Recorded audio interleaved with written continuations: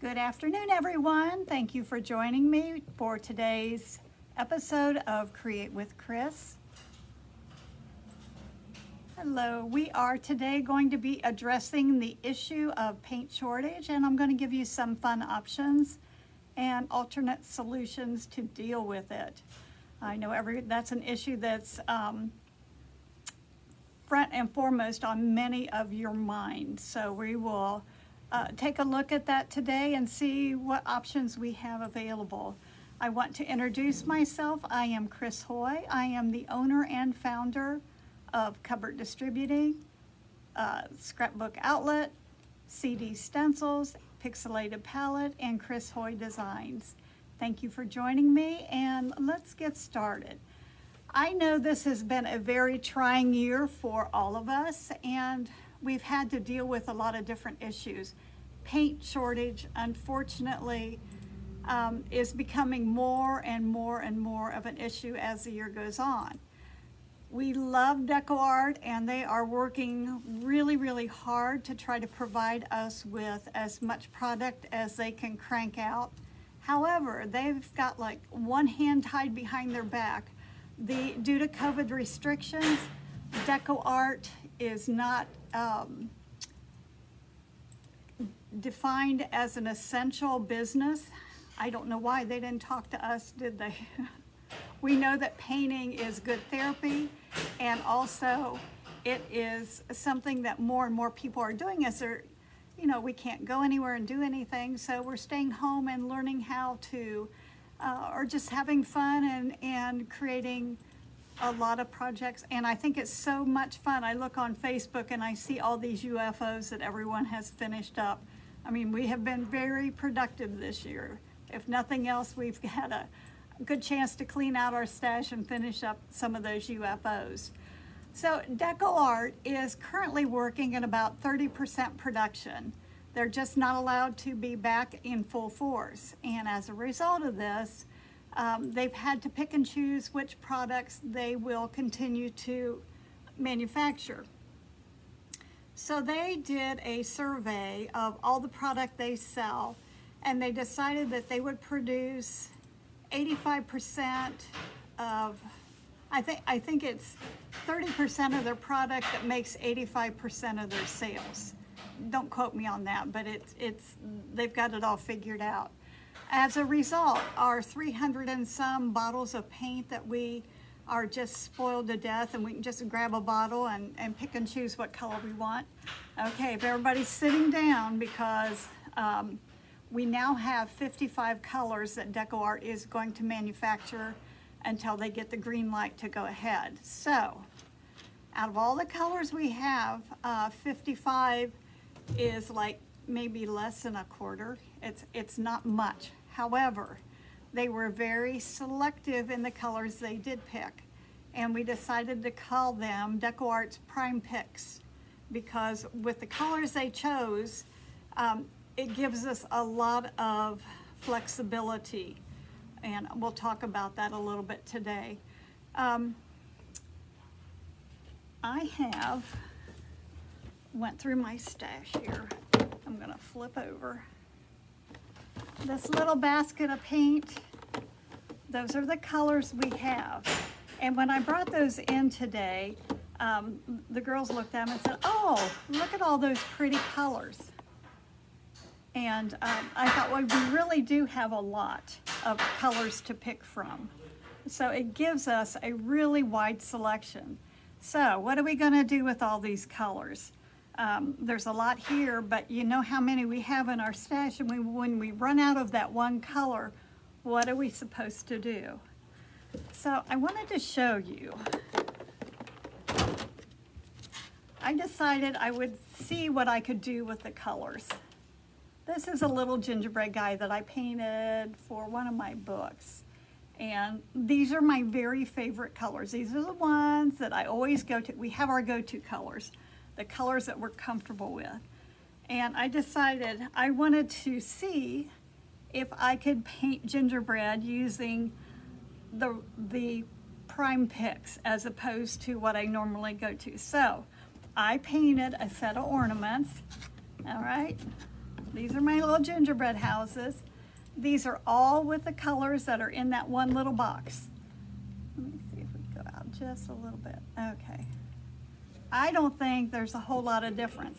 I was not happy about not being able to use my favorite colors, but I thought, you know, I'm going to give it a shot and see if we can really tell. And you know what? I love these. I think they turned out just fantastic. So I was kind of on a roll, and I decided to do another set of little gingerbread ornaments. Again, just using, let me go in just a little bit, just using the colors that DecoArt is now producing. And I know we still have a pretty good stash of paint, so we're not there yet. But I decided, you know what? I can still paint gingerbread because I still have the colors that will work. They may not be the colors I preferred, but I just think if you didn't know the difference between these colors and those colors, I don't really think you could tell. Again, I think we're a little bit spoiled when it comes to paint because we have so many choices. Also decided to paint a plate, and this is with the DecoArt colors that are available. Let me see if I can go out just a little bit. And I tell you what, these are not my colors at all, but I thought it turned out absolutely beautiful. I loved using the turquoises and the different colors of greens and reds.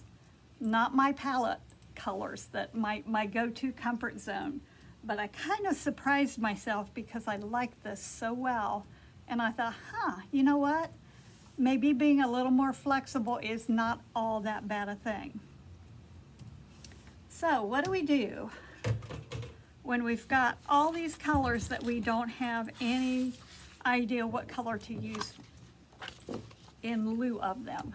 So if you go to DecoArt's website, they have a color chart. This is invaluable. I highly recommend that you just print this off and keep it close at hand, because here's the thing. If I want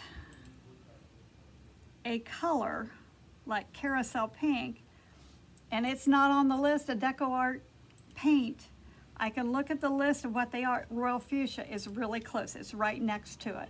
So actually, you know, you can substitute the next closest color, and that pretty much goes for the whole color chart. They do put this in kind of a rainbow order so that the colors kind of flow from one to the other. Now granted, when you print it out, it's not going to be exact match to the actual paint color. I have one at home, and what I've done is just take a little swipe of paint and I put it over top of each one of these little blocks. That way I will have a true color, and it just makes easy reference. So this is one thing that you can do to make your life a lot easier. You'll have something that you can reference for your next go-to color. And that kind of takes, I don't know about you, but I have all my reds and pinks together, but if I want a next closest color, it's so much easier to look at this than to look at all those bottles and try to figure it out, especially if some of them aren't available anymore. And you can put a little mark beside the ones that are available, and that way you'll know. It's gonna take the frustration out of looking for a color or trying to find a color that just isn't available, or trying to find the next closest color. You'll know what is available. Another tool that I just love, and I've always been a big fan of a color wheel. When I was in college, I went to college for fine art, and for the first year we weren't even allowed to use color. And the second year, I think we spent a whole semester just with using a color wheel. And at the time I was not a real big fan of it, but I tell you what a great background tool this was for me, not only in understanding color, but evaluating color and putting colors together. Now we all know that there's three primary colors, yellow, red, and blue. And you can create any color with yellow, red, and blue. So DecoArt knows that too. So 3 of the colors that they did keep in their line were primary red, primary yellow, and primary blue. Now, if you go back to grade school, every color that's created is created from these 3 colors. So, peace of mind, you know you're going to be able to create that. Is it going to be easy? Well, that just depends, and we're going to talk about that a little bit too. So we have our 3 basic colors. Then we have our secondary colors, which is green, violet, and orange. And so DecoArt did that as well. They have green, orange, and violet. So we've got the 3 in-between colors as well. And then they have the tertiary colors, which are the ones that are in between, like yellow, green. Okay, we've got, well, there's Citron or Hauser Light.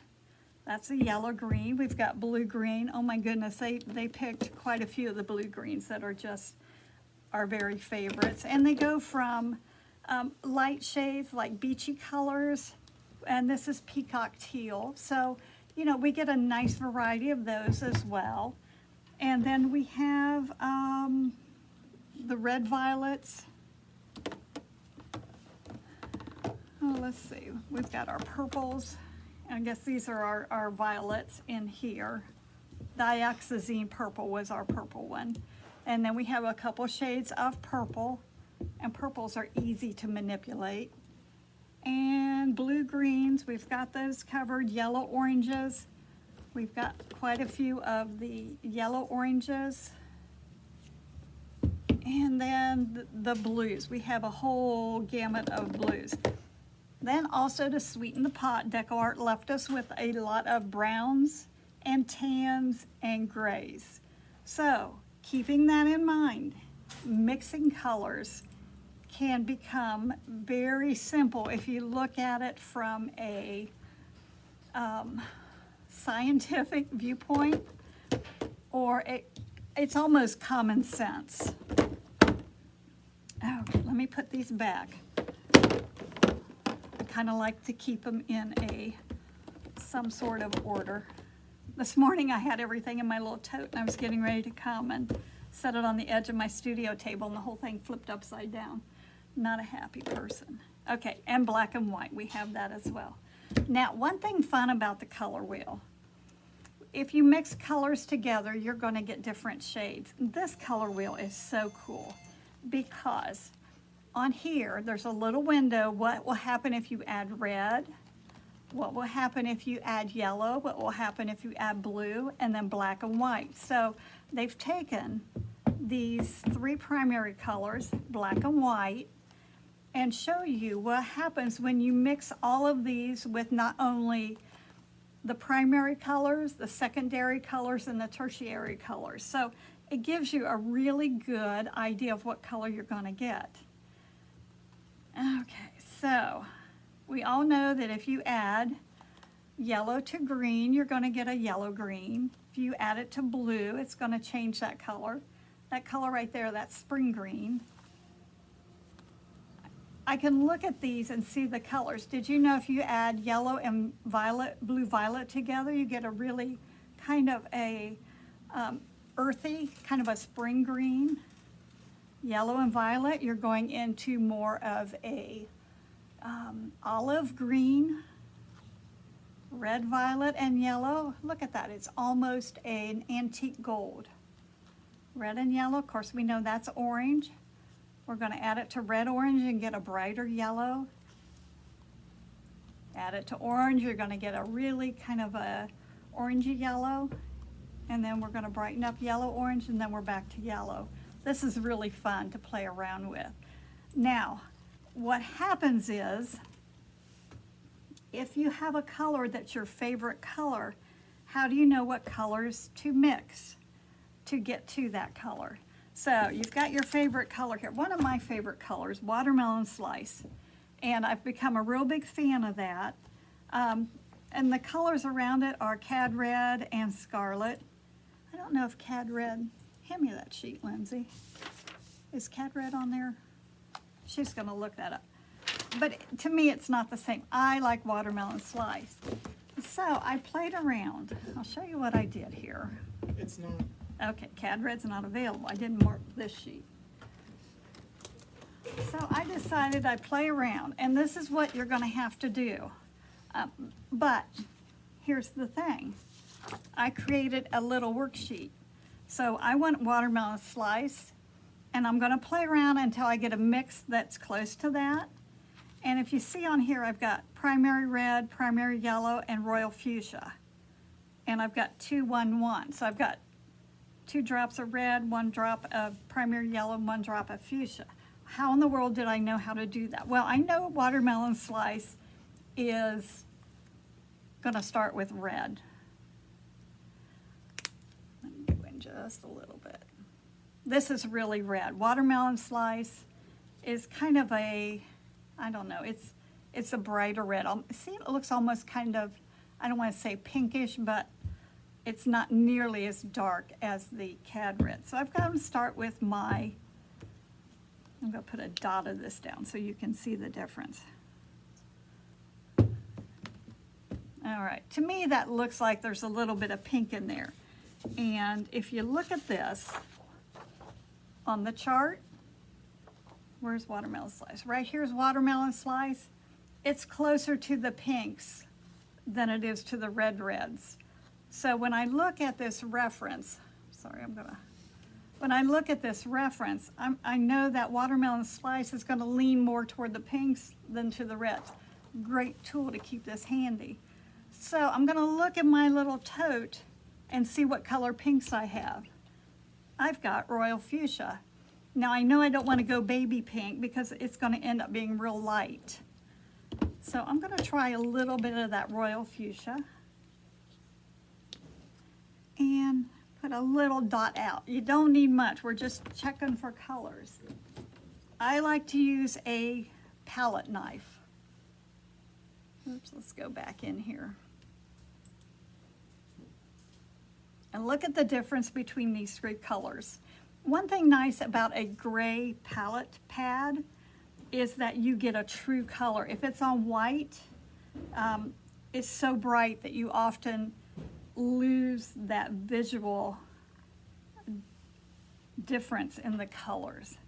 So I've got this pink and this red. I'm gonna just mix them together and see what happens. And you can see how much this is almost kind of a cherry color. I want this watermelon slice to have a little more tang to it. So I'm going to put just a drop of yellow in there.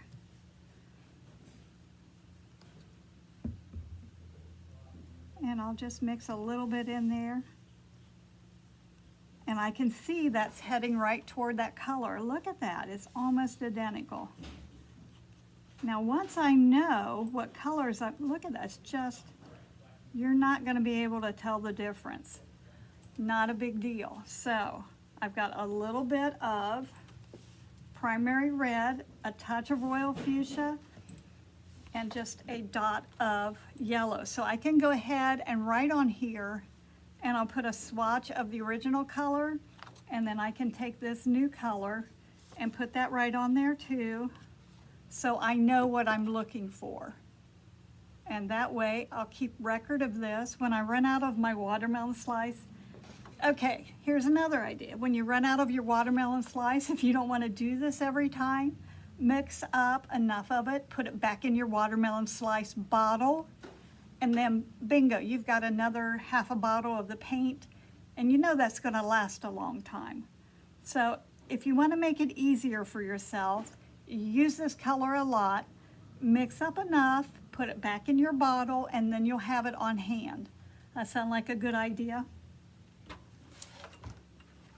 And another thing I did was, if you wanna see what it looks like on white paper, one's the original and one's the mix. So I know what it looks like on gray. I've got my color sheet over here, and now I've got a visual on the white. So I know I'm happy with that. Well, what about the darker colors? I use black plum not a lot, but I like black plum. So I was thinking that when I know it has a purple in it, right?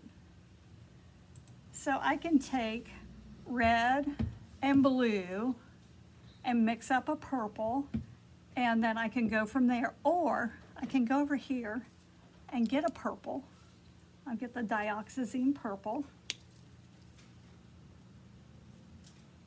And we'll do it both ways. Just do both of them here. Now, what makes these primary colors so great to work with is they are a pure pigment. So sometimes when you get into some of the colors like the greens, they're going to have other colors mixed in. You don't know if those are going to be really pure or whether they're going to have another tint to them. Okay, let's make a little purple here. And you know, you always get more than one than the other. So I'm going to put just a little more blue in there. Just get over to the left just a smidge. Okay. All right. Start out with just a dot because you know what? You're going to end up with a great big puddle if you don't. I just had a dot of each, and that's almost pretty close to that black plum. A little bit of that out there. This is really close. That's just red and blue. However, it's not dusty enough. And this is just pure dioxazine purple. So if I go to my chart, or my color wheel, I can look at these violets and see what I can do if I add black. That's almost a red violet. Not getting what I want, but look what happens when I go over here and add some yellow to that. See how dusty that gets? So my mind's thinking just a touch of that yellow is going to really make that nice and dusty.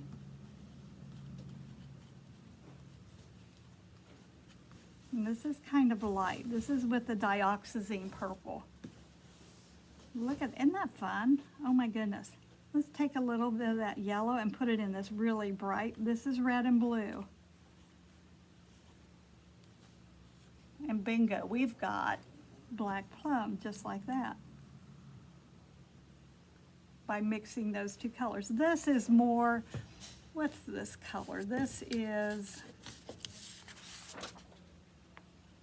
plum. So I would put that on my sheet over here. While I'm at it, I'll just put a little thing on there. Whoops. I'll put my little swatch there, and I'll put on here. Okay. Not a fan of dioxazine purple, so I abbreviate it. And we have the primary yellow.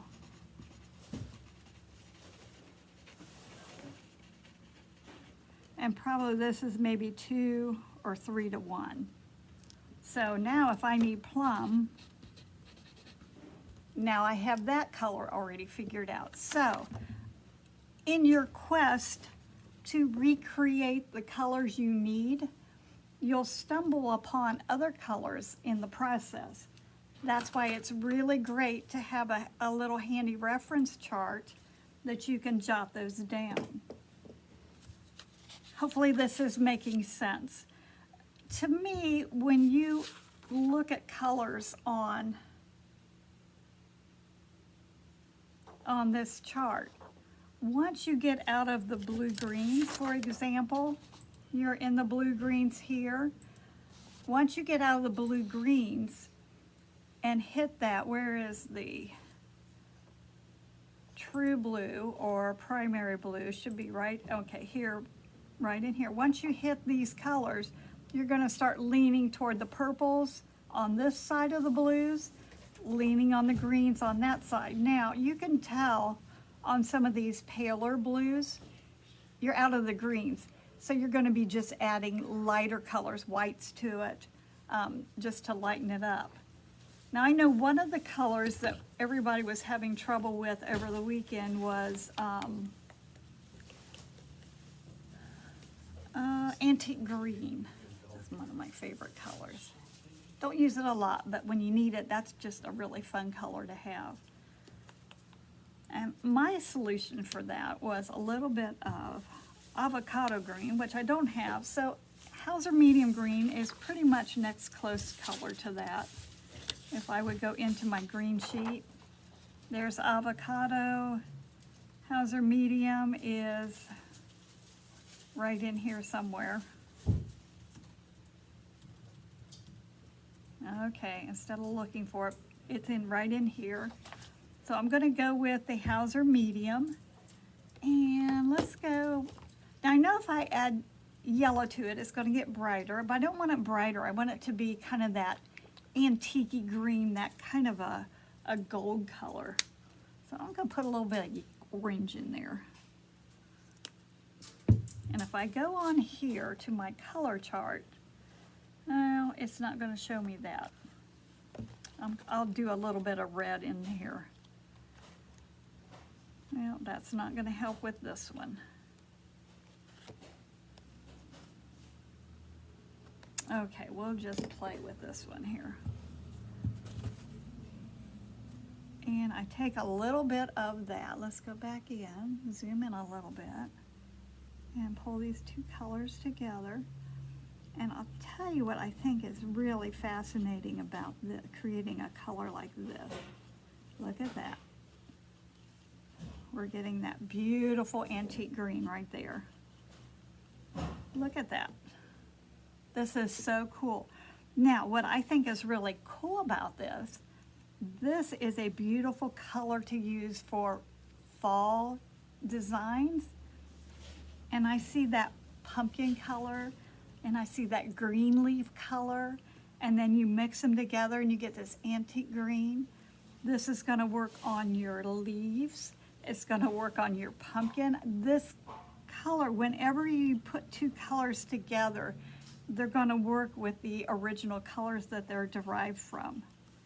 So I've got my antique green. I'm just going to go right here and put that on my little chart. And I can go in there with my little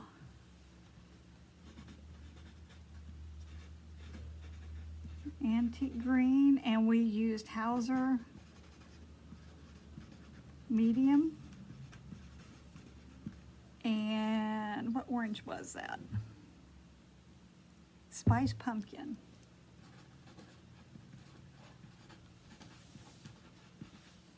And that was probably about 1 to 1. That was not a big thinking thing. This is what you need to do when you don't feel like you can, you know, every now and then you kind of get in a painting slump. You think, oh man, I should be doing something, but I don't want to get everything out and start a project. Play with paint. I absolutely love, love, love color. I love working with it. I get so excited when I see, oh my gosh, look at this beautiful combination these two make. Wonder what would happen if I took a little bit of yellow and mixed it in with that. And then we get kind of a mustard green. So these are things you can do in your studio downtime when you're not working on a big project. Keeps you kind of from getting frustrated when you start realizing how easy it is to recreate these colors, and you think, boy, that's a lot of work. But this, let me go out just a little bit. Okay, this little worksheet and this little worksheet are the tools you have, and you throw in your color wheel, and you know the possibilities are endless. You might come up with some really beautiful colors. Send deco artist a swatch and say, hey, I love this color. Why don't you make this? I think it would be awesome. I'm sure they would appreciate it. Probably not right now, but after everything settles down a little bit. Another thing I wanted to kind of touch base on, if you go to DecoArt's website, they also have an opacity chart. And what this is, it will tell you whether or not the paint is opaque or transparent. So if you want a transparent paint, what are you gonna do to create that? Add a little bit of glazing medium to your mix.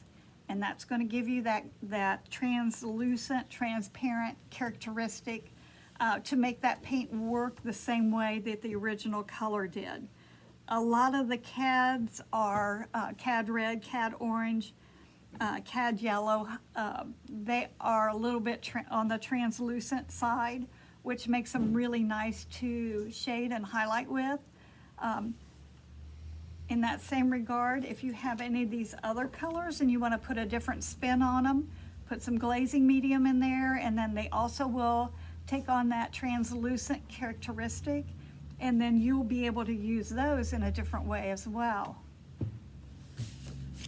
Okay, I didn't want to spend a whole lot of time today going over every single color. I just wanted to give you an idea of what is available. Here we are. What our options are in this situation, because we still want to paint and we want to be able to use the colors. And what are we gonna do if that color's not available? Are we gonna quit? No, we're decorative painters. We're gonna figure it out. And love Doxy Keller with my whole heart, and she was so much fun to be around. She has such a bubbly personality. And she called us a bunch of bottle babies because if we couldn't squirt it out of a bottle, we didn't want to do it. And I had to laugh because when Doxy started decorative painting back in the day, I think there were only like probably 36 colors they came out with. So everything had to be mixed. So those were her roots. And the fact that we had all these bazillion colors, she thought that we were tremendously spoiled. So I always think of Doxy when I mix colors, because she had such a great outlook on using paint and creating colors. She never let anything stop her. And I think to honor Doxy, we need to have that same attitude. Just because a certain color is not available doesn't mean we won't be able to paint. So I guess that's kind of what I wanted to talk about today, being able to kind of keep an open mind, because it can get a little frustrating, but don't let it make you not be able to do what you love to do. Next closest color, believe me, you're the only one that's ever going to know it's not spot on.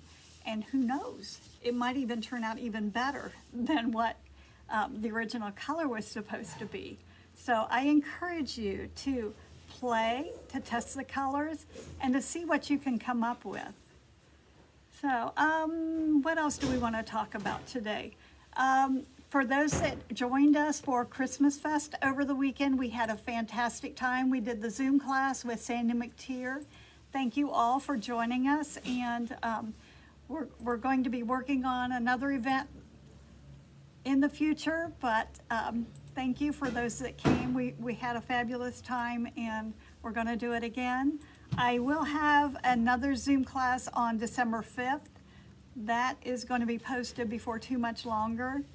Other news, Christmas Design Club 2021 is my design club that comes out every other month. I do an ornament, and you get kind of special techniques. I try to do something a little bit above and beyond for my design club members to make it extra special. So that registration opened up today as well. And anything else, Lindsay, that we missed? I think not. So if you enjoyed what we talked about today, let me know. If you would like me to do some more on this next Tuesday, let me know, and we can do a little bit more with this. So until then, yes. We've had a color request, just one. A color request? Yeah, so marigold. Marigold. So we could do that next week? Yeah. If you want colors, let me know, and we'll play around with it and work on that next week. So mark that on your calendar, next Tuesday, 2 o'clock, Create with Chris, and we'll see you then. Bye-bye.